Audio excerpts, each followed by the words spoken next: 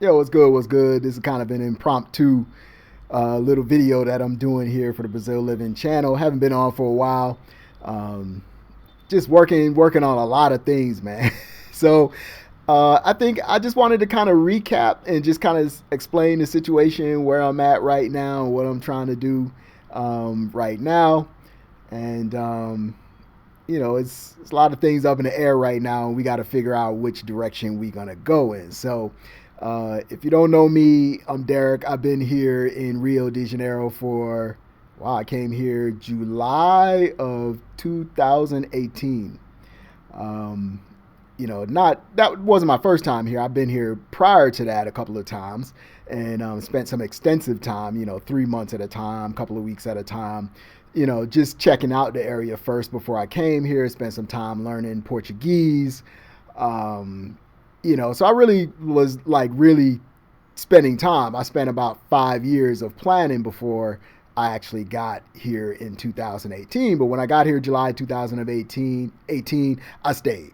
I ended up staying here, and it's been a journey, man. It's been a real journey. So that puts me at about like 7.5 years outside of the U.S.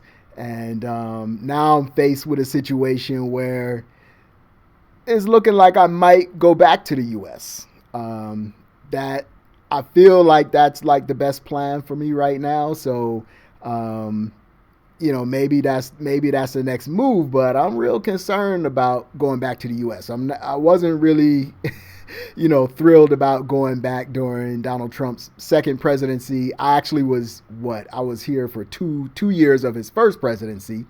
But it seemed like this one's a little wild. Things is just a little bit different in the United States right now compared to, when I was there in 2016 to 2018. It feels like it's a little bit different, and I really didn't want to go back at this point in time. But financially, it looks like that might be the move that makes sense for me to go back.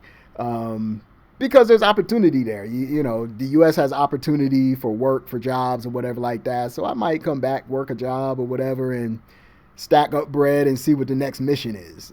That's kind of where I'm at right now. But how did I get here? There's a lot of lessons and things that I've learned in the last 7.5 years, and a lot of things that I've gone through, things that I probably would have did differently had I known. Things I probably, would have stuck to my guns about a little bit if I kind of knew the way things was going to turn out. There's a lot of lessons that you learn, and that's what this journey is really about. It's about learning the lessons that you that you would not have learned if you stayed in one place. If I stayed in the United States and just kind of just ground it out and worked or whatever and just kind of put my head down and did that, I wouldn't have learned these lessons. And I had just this itch that I just couldn't scratch it unless I, really got out here and did my thing and just checked it out. So, one of my friends, Gabe, was telling me last night, it's like, yo, man, you've been out there over 7 years. Like, a lot of people can't really say that. And I'm like, that's true. And I'm kind of amazed at how I survived too. Coming here, I had a few plans and stuff like that.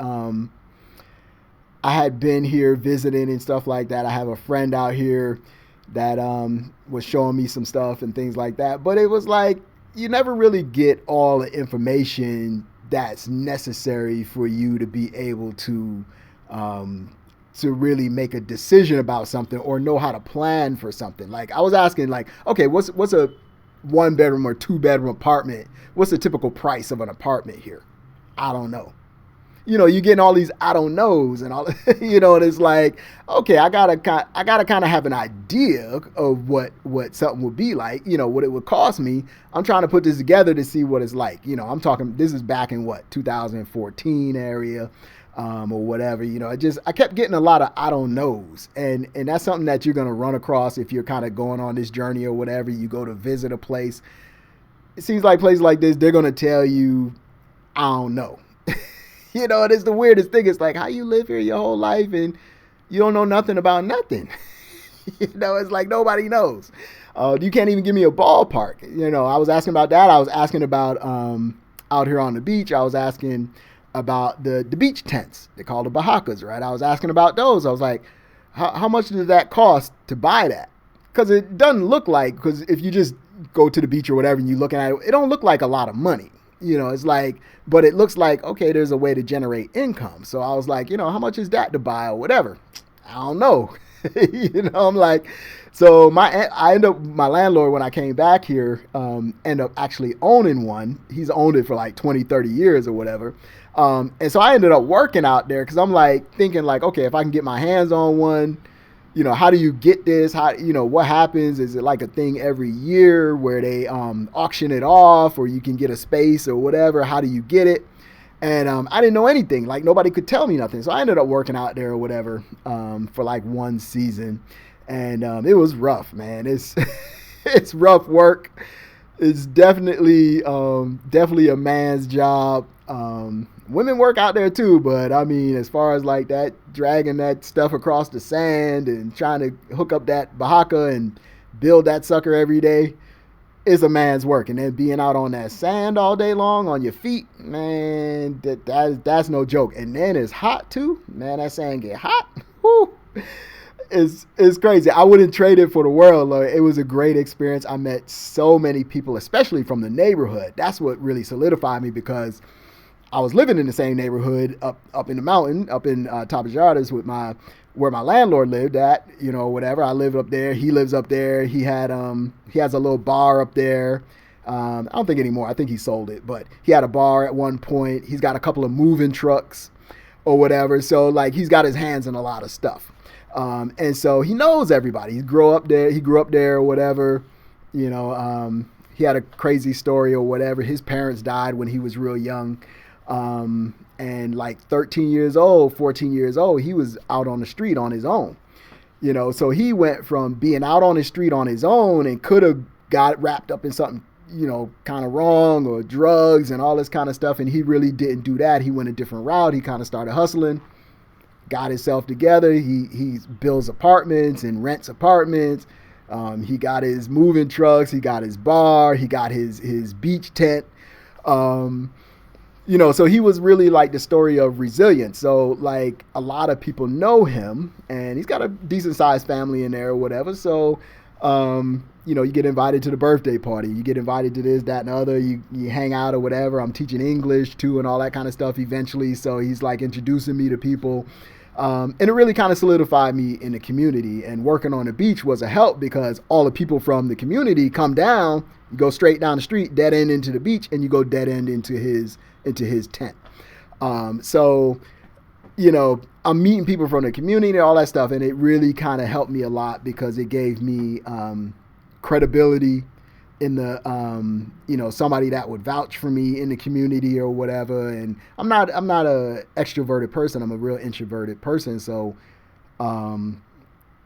I wouldn't take it upon myself really to meet a lot of people. Now, if I go into the store every day or whatever, then I'll eventually meet the person. They'll see my face and they see me a lot or whatever like that. But I'm not the kind of person that's going to like make a lot of small talk and try to make friends with you or whatever like that. That's really not my way. So, I'm just kind of a quiet, more reserved type person. But so that helped a lot, just being out there on the beach or whatever. People see me down on the beach, and then they see me up in the neighborhood, and then it's like, oh, okay, I know you. I know where I know where you work at or who you work with, and I know, that you in the neighborhood or whatever. You start to become part of the neighborhood and part of the family or whatever. So it was cool. So, I stayed in a little spot up there, high up in the mountain a little bit, a lot of stairs or whatever. And, used to get out there on that beach and work, man. So, that helped a lot, but it would have helped me to kind of know what apartments cost and stuff like that before I got here. So I did get my apartment. I started renting that apartment in 2016. I was still in New York working. I ended up actually was paying for it for a while. I came down here and visited right before like the Olympics or whatever. It was like a couple of weeks before the Olympics. I came down to actually see it. I was like, oh crap, I got this apartment is in the favela or whatever. But the woman that I was renting from, that's a whole other story. But the woman I was renting from, she spoke English because she lived in Europe for a while. So it's like that was important to me because it's like, okay, I can communicate with her. I'm not going to have no problem communicating with her or whatever. And she was willing to let me just rent the apartment. It was only a couple $100 a month. I was spending like maybe 230 a month. And I was sending her money through Western Union every month. Just pay for my apartment or whatever. I came down, brought clothes and all that kind of stuff and brought my stuff down. And I was like, okay, I'll just make trips and just bring stuff down or whatever. So just preparation for me being here. And I did that for like 2 years. And then eventually I got here in 2018. So, but it would have helped me to like have a more an idea like, okay, what's an apartment cost down here on the street or whatever, you know, down here in Copacabana or whatever. Now I know, you know, and I was like, okay, now I've kind of figured out how it works and all that kind of stuff. But before that, I didn't really know. And I didn't know Deborah. Deborah's a good friend of mine here. She deals with apartments. She rents apartments for tourists and all that kind of stuff. So I didn't really know her at that time. I didn't meet her till 2018 when I came back. And I met her through another friend of hers that contacted me on Facebook or something. So it's like I didn't really even mean to meet Deborah like that. She just came with her friend when her friend came to meet me. So, you know, we've been friends ever since.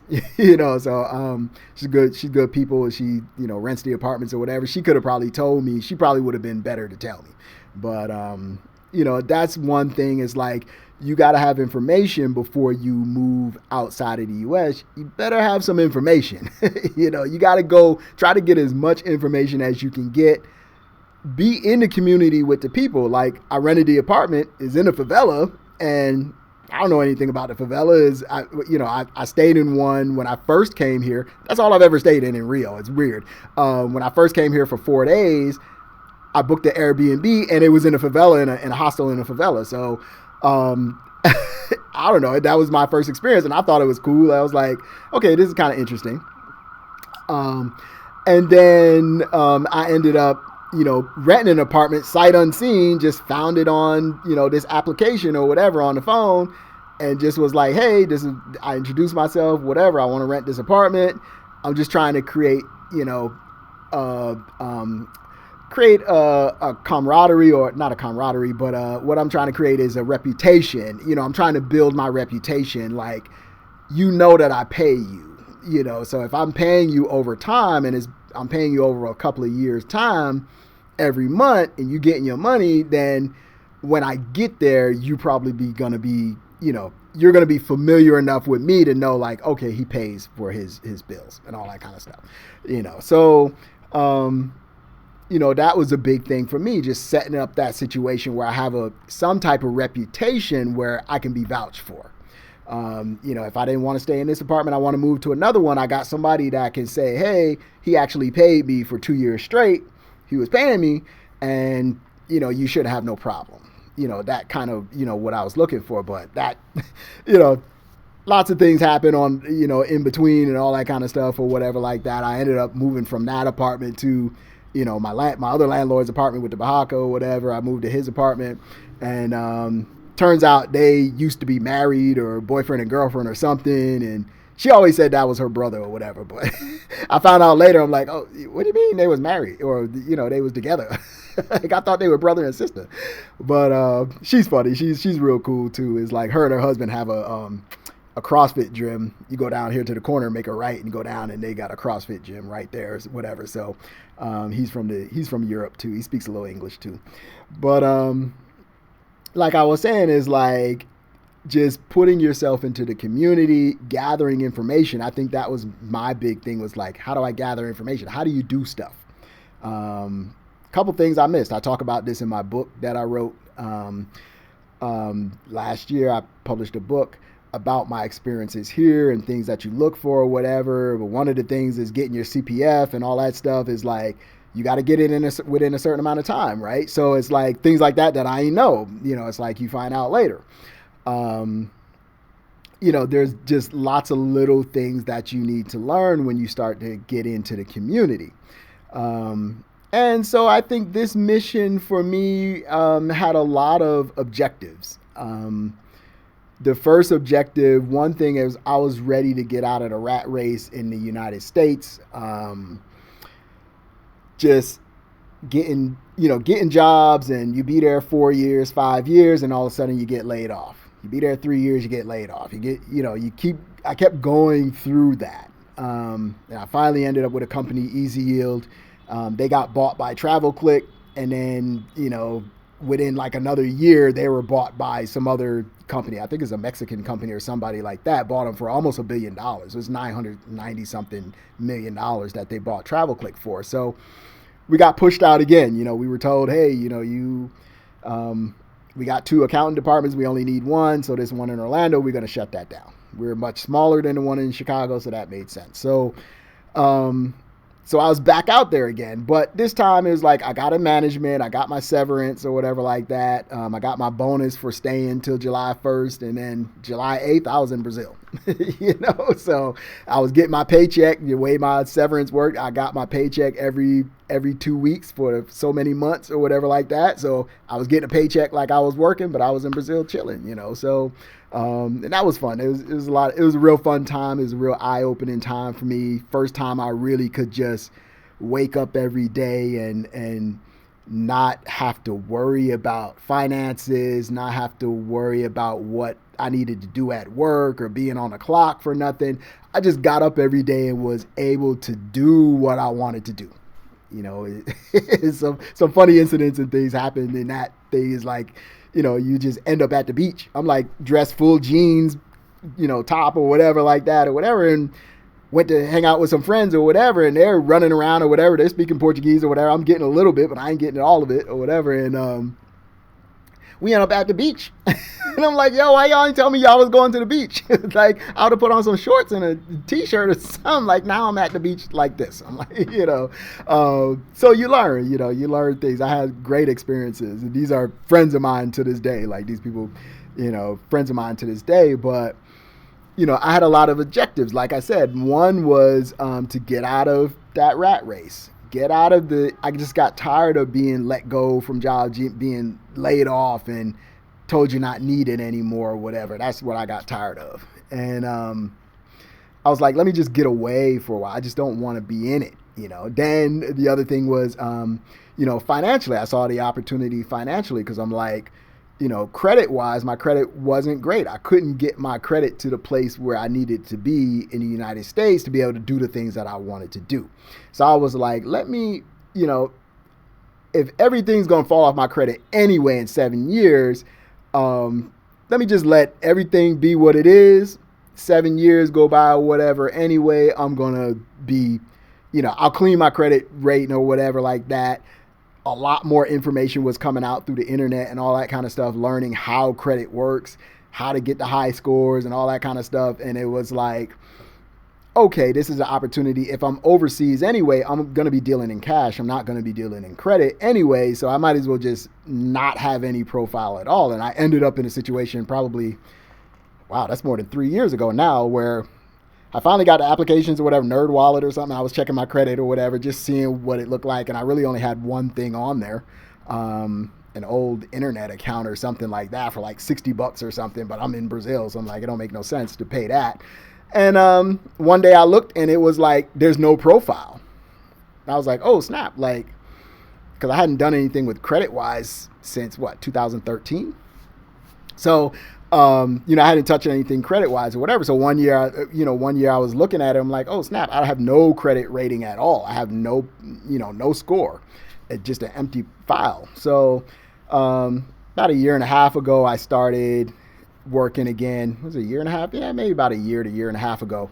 I started working on building my credit again. I got a credit card, secured credit card, and then they bumped me up. I got another credit card and I was able to get another one just to try to build a profile because I can't get a vehicle here. I can't get, I'm not buying a house here on credit. So it's like I had to do what I could do to actually start building some type of history or whatever. So it was useful. It was useful being here and just being out of the system for a while. So I don't have to be worried about that. I didn't have to be worried about it. And then I have the ability to take the information that I've got now as far as like, how do you have a great credit rating?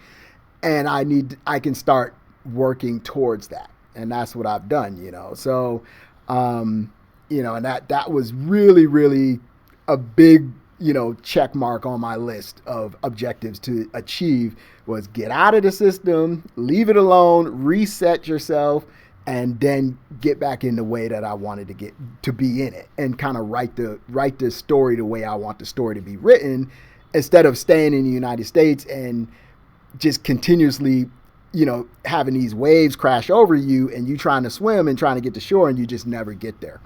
And that's what it just kind of felt like. It's like you just running on a treadmill, man. Just once you kind of get in a hole, you can't get out, and that's the hard thing. So that was kind of a goal of mine. Another goal of mine was kind of to work on things that made me happy. Kind of work on things to give me maybe some business opportunities and things like that. Let me start that. I tried a couple of things here and there and failed at some of them, and some of them are okay. But it's just that was real important to me, because when you're trying to be an entrepreneur, you're starting from the bottom. You're starting almost basically with nothing. The one thing you need to do as a business person is have time to fail. And a lot of times you can't afford to fail. That's the big reason why a lot of projects don't get done, because people can't afford to fail. And so they either never start, or if they start it, they continuously try to make this thing work, and work in your other job or whatever, and you work in another 9 to 5 or whatever, and you're trying to put all that together and it just doesn't work. So I wanted to have the freedom to be able to kind of work on some of these things. And so I built my English teaching business. That was great before the pandemic. The pandemic, tore up my teaching business. That kind of moved pretty good. I had a number of clients on the books. And back then, though, I didn't have this office. I didn't have this place. I was traveling, so I would get up and go to Baja, go to Botafogo, and down the street here at the Starbucks that used to be down here.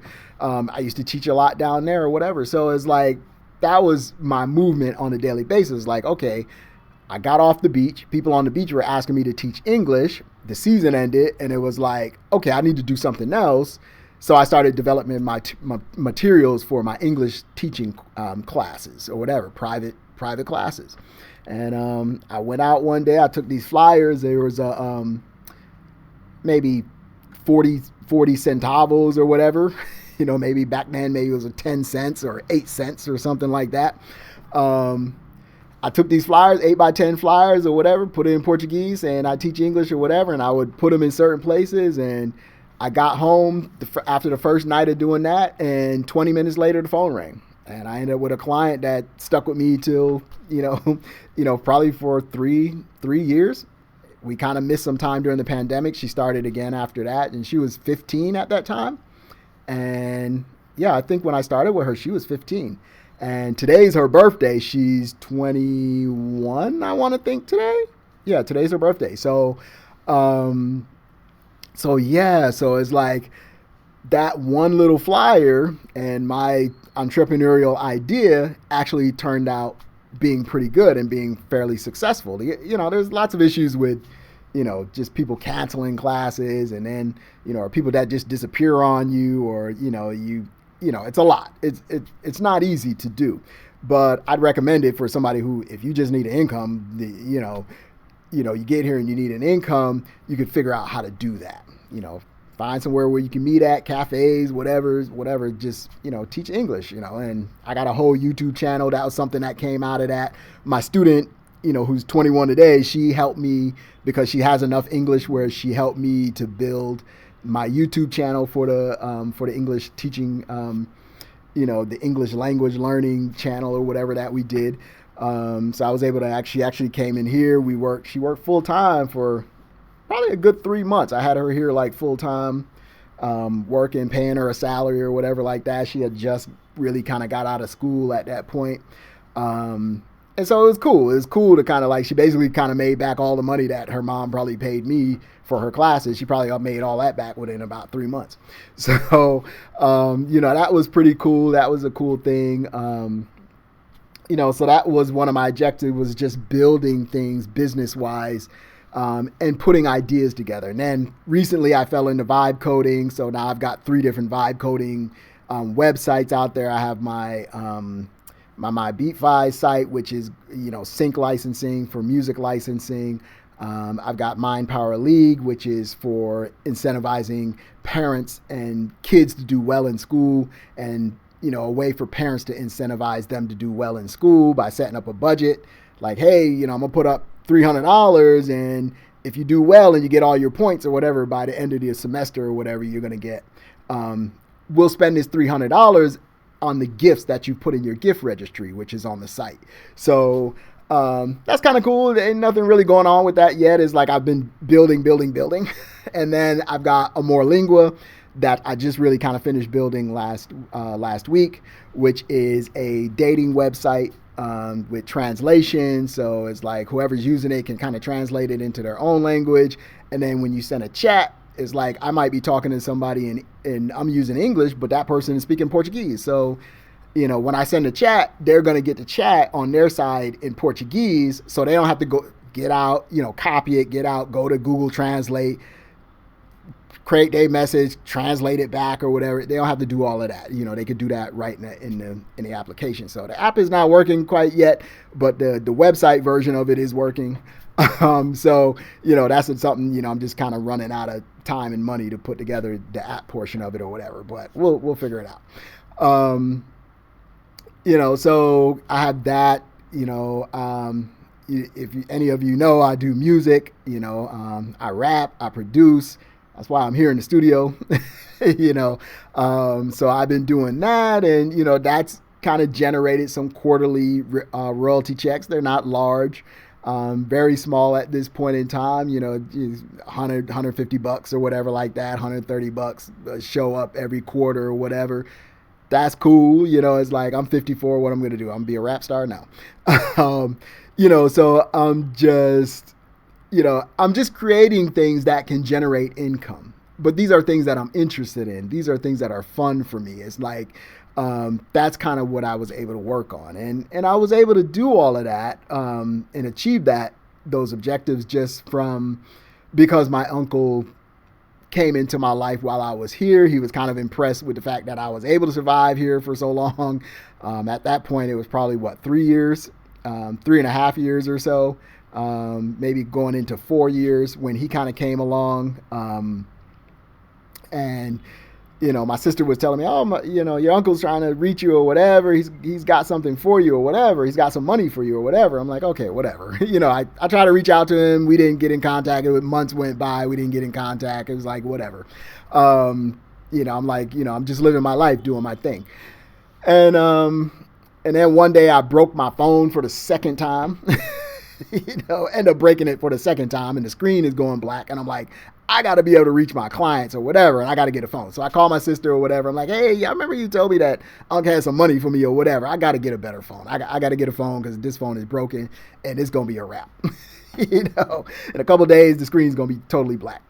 So she puts me in touch with him or whatever, and he's like, yo, like, whatever, we're going to send you the money out for your phone or whatever like that. And then, we just kept in contact and just over the next few months. But the crazy thing is, like, that was like a Saturday when I talked to him. My sister was like, oh, we're going to send you half the money, half of some money today. And then on Monday, we'll send you some more money on Monday or whatever. And I was like, oh, okay, cool. Like, whatever. I feel like, okay, this situation is going to work out. So I got my phone on Saturday or whatever. And on Tuesday, my sister was dead. She sent the second half of the money on the same day. Like Saturday, she's like, oh, we'll send you like $500 or whatever like that. And on like Monday or Tuesday, I'm gonna send you like another 500 or whatever. But later in the day on Saturday, the other 500 showed up. So I was like, okay, did she make a mistake? Did she send it twice or something like that? I'm like, well, I know she was going to send me, money or whatever. Money was coming or whatever. So I'm like, whatever. Maybe she just decided to send it today or whatever. That's just what they did. And on Tuesday, man, she fell out at work and died. She worked at Syracuse University. She's she had a doctorate. She had been the dean of a college and some other stuff. And she fell out and died at work, man. So it was like, that was like, within like 3-4 days, she's dead of her hooking me up with my uncle. And And then my uncle was like, it's like, okay, I can't believe like you're down here living like this and you're trying to make it and all this kind of stuff. And he's like, okay, we're pretty well to do. We got, some funds and stuff like that. So we're going to help you. It's like, we just talking all that kind of stuff. He was helping me out with stuff at the house and even my girlfriend and her kids, and bought all kind of clothes and school supplies and everything for that. We just helped them out a lot. And they helped me a lot.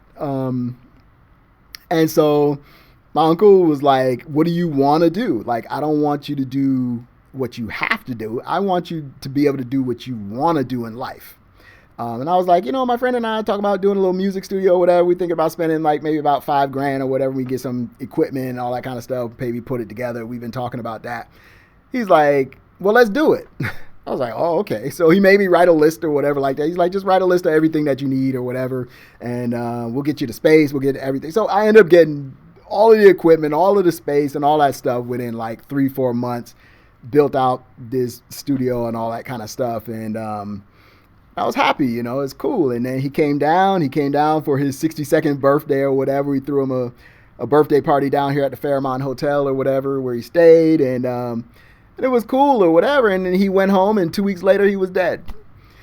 So it's like, the people that really were helping me and who were like, okay, we can really make sure you good, passed away. My sister passed away, like that was what, March or April. And my uncle passed away in December. I'm thinking because I'm trying to think because it was like 2 months before my sister died, my biological mother passed, which is my uncle's sister. So like I get confused with the months or whatever, but it was, I think she died in like, man, I forget when my mom passed because I didn't know her that well. I didn't spend a lot of time with her. That was my biological mom. But she passed and then my sister passed 2 months later. I just got hooked up with my uncle. We did all of this or whatever. He comes down. His birthday's in November or whatever. We came down. We did a birthday celebration. 2 weeks later, December 5th or so, he's dead. So, and that was like, what, 3 years ago or so now, or a couple of years ago anyway. And so it's like I'm losing all of my foundation and I'm losing the ability, to be okay, to feel like, okay, financially, I'm going to be okay. I don't really have worries like that because I'm being taken care of. I had that safety net there that could take care of. I'm doing other things, like I'm doing my stuff and trying to generate income here and doing my class and all that stuff. I'm doing everything. I'm still doing that now. But it was like, I didn't have the fear or the worry, like, man, I could be homeless.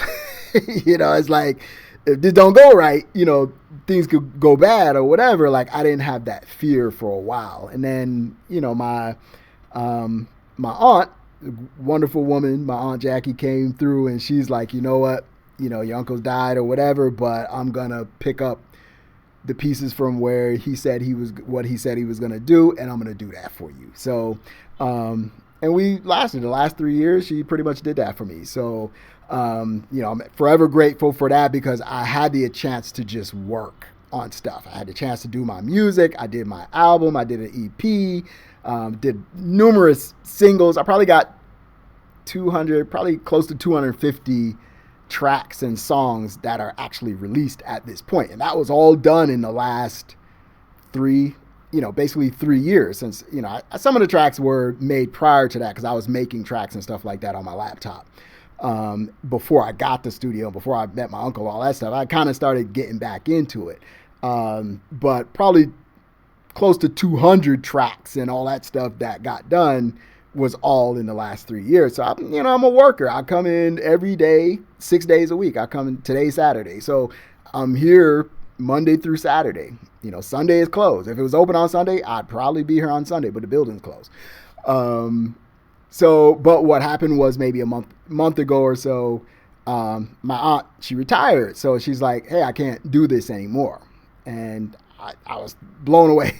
I was like, oh crap. Like that means that a lot of stuff here has to change. It's like, the expenses and stuff like that is things that I got to kind of make some moves and I got to try to change some things. I don't know, do I pack this place up and, put everything in my house, or do I go back to the United States? Am I going to be all right here? I was gobsmacked for at least a good 9-10 days. It was like I couldn't think straight. I couldn't think straight. I couldn't eat.